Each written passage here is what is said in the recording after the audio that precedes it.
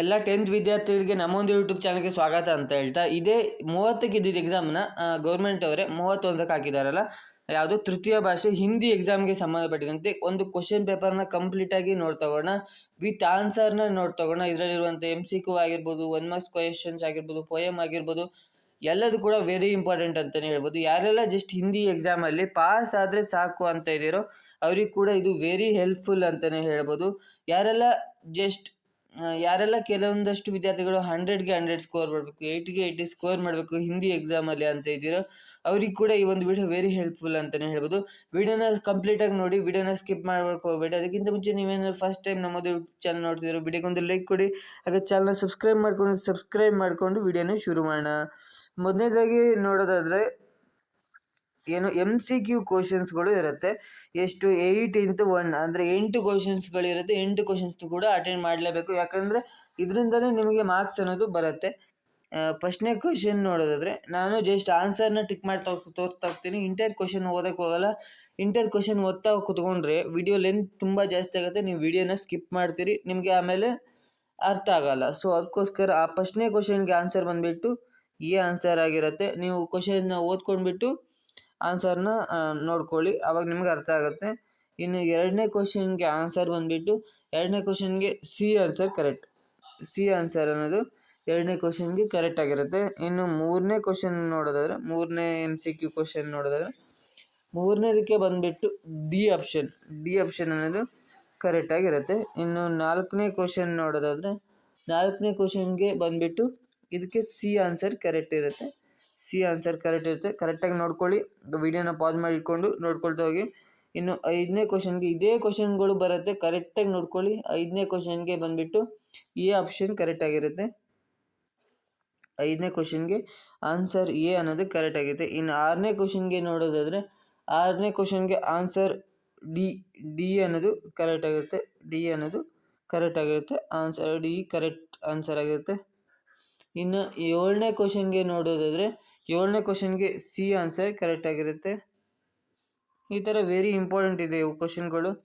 ಇನ್ನು ಎಂಟನೇ ಕ್ವಶನ್ಗೆ ನೋಡೋದಾದರೆ ಎಂಟನೇ ಕ್ವಶನ್ಗೆ ಬಂದುಬಿಟ್ಟು ಬಿ ಆಪ್ಷನ್ ಅನ್ನೋದು ಸರಿಯಾಗಿರುತ್ತೆ. 8 MCQ ಇರುತ್ತೆ, 8 MCQನು ಕೂಡ ಬರೀಲೇಬೇಕು. ಬಿ ಆಪ್ಷನ್ ಕರೆಕ್ಟ್ ಆಗಿರುತ್ತೆ. ಇಷ್ಟು MCQ ಕ್ವಶನ್ಗೆ ಆನ್ಸರ್ ಆಗಿರುತ್ತೆ. ಇನ್ನು 4x1 ಅಂದರೆ ಇದು 4 ಫಿಲ್ ಇನ್ ದ ಬ್ಲಾಂಕ್ಸ್ ಥರನೇ, ಆದರೆ ಒಂದಕ್ಕೆ ಒಂದು ಲಿಂಕ್ ಇರುತ್ತೆ. ಆ ಥರದ್ದು ಕ್ವಶನ್ಗೆ ಆನ್ಸರ್ ಬರಬೇಕು. ಇದನ್ನು ನೋಡ್ಕೊಳ್ಳಿ, ನೀವು ಇದಕ್ಕೆ ಆನ್ಸರ್ನ ನೀವೇ ನೋಡ್ಕೊಳ್ಳಿ. ಇಲ್ಲಾಂದರೆ ನಾನು ಇದಕ್ಕೆ ಟೆಲಿಗ್ರಾಮ್ ಚಾನಲಲ್ಲಿ ನನ್ನ ಇಂಟರ್ ಕ್ವಶನ್ ಪೇಪರ್ ಕೀ ಆನ್ಸರ್ನ ಹಾಕಿರ್ತೀನಿ, ಸೊ ಅಲ್ಲೋಗಿ ನೋಡ್ಕೋಬೋದು. ಲಿಂಕ್ನ ಡಿಸ್ಕ್ರಿಪ್ಷನ್ ಕೊಟ್ಟಿರ್ತೀನಿ, ನೋ ಟೆನ್ಷನ್. ನೆಕ್ಸ್ಟ್ ನೋಡೋದಾದರೆ ನೆಕ್ಸ್ಟು 4x1 ಅಂದರೆ 1 ಮಾರ್ಕ್ಸಿಂದು 4 ಕ್ವಶನ್ಸ್ ಇರುತ್ತೆ. ಇವೆಲ್ಲ ಕ್ವಶನ್ಸ್ನ ಕರೆಕ್ಟಾಗಿ ನೋಡ್ಕೊಳ್ಳಿ. ನಿಮ್ಮ ಟೆಕ್ಸ್ಟ್ ಬುಕ್ಕಲ್ಲೇ ಇರುತ್ತೆ, ಇಲ್ಲ ಗೈಡಲ್ಲೂ ಇರುತ್ತೆ, ಇಲ್ಲ ಇದಕ್ಕೆ ಆನ್ಸರ್ ಬೇಕಾದರೆ ನಾನು ಟೆಲಿಗ್ರಾಮ್ ಚಾನಲ್ಲು ಹಾಕಿರ್ತೀನಿ, ಅಲ್ಲಿ ಕೂಡ ನೀವು ನೋಡ್ಕೋಬೋದು. ಇನ್ನು 6x2 ಅಂದರೆ 8x2 ಅಂದರೆ 2 ಮಾರ್ಕ್ಸಿಂದು 8 ಕ್ವಶನ್ಸ್ನ ಅಟೆಂಡ್ ಮಾಡಬೇಕು. ಎಷ್ಟು ಕ್ವಶನ್ ಇದೆ? ಒಂದನೇ ಕ್ವಶನಿಗೆ 2, 3, 4, 5 ಕ್ವಶನ್ಸ್ನ ಕರೆಕ್ಟಾಗಿ ನೋಡ್ಕೊಳ್ಳಿ.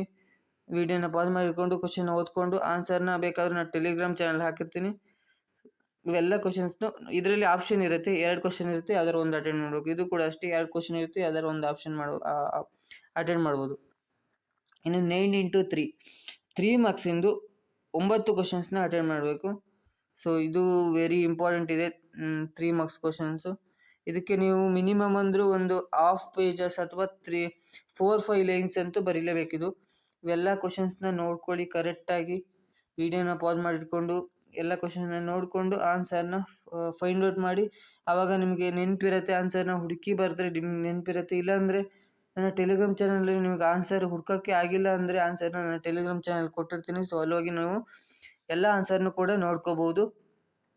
ನೆಕ್ಸ್ಟು 2x4 ಅಂದರೆ 4 ಮಾರ್ಕ್ಸಿಂದು 2 ಕ್ವಶನ್ಸ್ನ ಅಟೆಂಡ್ ಮಾಡಬೇಕು. ಒಂದು ಇದು ಕ್ವಶನ್ನ ಕೊಟ್ಟಿರ್ತಾರೆ, ಅಂದರೆ ಇದು ಏನಂದರೆ ಗದ್ಯದ ಮೇಲೆ ಕೊಟ್ಟಿರ್ತಾರೆ, ಅದಕ್ಕೆ 2 ಕ್ವಶನ್ ಕೊಟ್ಟಿರ್ತಾರೆ, 2ರಲ್ಲಿ ಯಾವ್ದಾದ್ರು ಒಂದನ್ನು ನೀವು ಬರಿಬೋದು.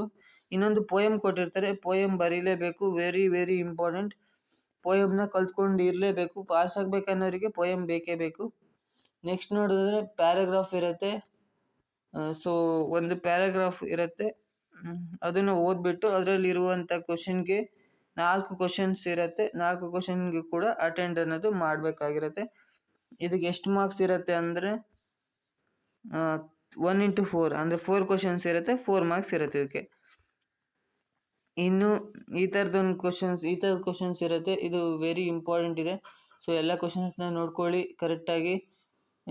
ಇದ್ರ ಬಗ್ಗೆ ನೀವು ಇಲ್ಲಿ ಕೊಟ್ಟಿದ್ರಲ್ಲ, ಇದ್ರ ಬಗ್ಗೆ ಬರಿಬೇಕಾಗಿರುತ್ತೆ. ಒಂದೊಂದು 4 ಲೈನು 5 ಲೈನು ಬರಿಬೇಕಾಗಿರುತ್ತೆ. ನೆಕ್ಸ್ಟು ಇದು ಕೂಡ ಇಂಪಾರ್ಟೆಂಟ್ ಇದೆ, ಇದು ಕೂಡ 100% ಬಂದೇ ಬರುತ್ತೆ. ಯಾಕಂದರೆ ಇದು ಲೆಟರ್ ರೈಟಿಂಗ್ ಬರೀಬೇಕಾಗಿರುತ್ತೆ. ಇದು ವೆರಿ ಇಂಪಾರ್ಟೆಂಟ್ ಇದೆ. ಸೊ ಯಾರೆಲ್ಲ ಪಾಸ್ ಆಗಬೇಕಂತಿದ್ದೀರಾ ಇದನ್ನು 100% ನೋಡ್ಕೊಂಡಿರಿ. ಈ ಒಂದು ವಿಡಿಯೋದಲ್ಲಿ ನಿಮಗೆ ಹಿಂದಿ ಎಕ್ಸಾಮ್ನ ಕ್ವಶನ್ ಪೇಪರ್ನ ಕಂಪ್ಲೀಟಾಗಿ ಡಿಸ್ಪ್ಲೇ ಮಾಡಿಬಿಟ್ಟು ತೋರಿಸಿದ್ದೀನಿ, ಹಾಗೆ MCQನ ಸಾಲ್ವ್ ಮಾಡಿದ್ದೀನಿ.